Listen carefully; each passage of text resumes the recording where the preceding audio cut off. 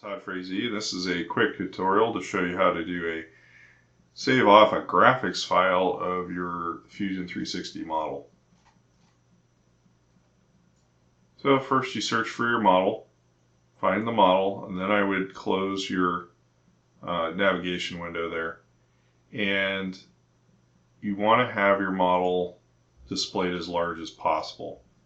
That way the image has it as large as it can be. And you go to this menu here that looks like a folded over page. That's the universal sign for file. Select the down arrow. Then you're going to select capture image. That'll make this image options dialog box appear. I'm going to keep the default settings. That includes current document window size.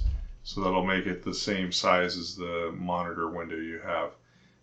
If you are interested in a different resolution, you can force it to be specific resolution sizes. Select the OK button. Then you have the Save As dialog box appears. You can change the name of the file you're saving and the file type. I prefer JPEG. The file type has a built-in compression. Makes it good for the uploading to the internet because the files are small.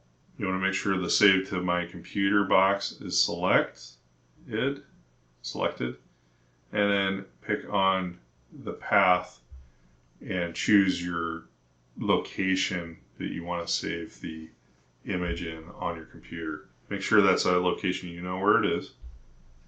I'm okay with the current selection, so I'm going to hit Save.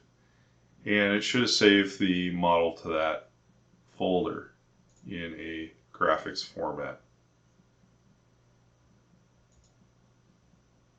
So let's go to that folder.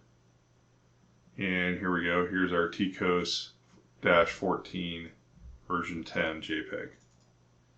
Double click on that and you can see the image as saved. I hope this is helpful, and we'll see you on the next one.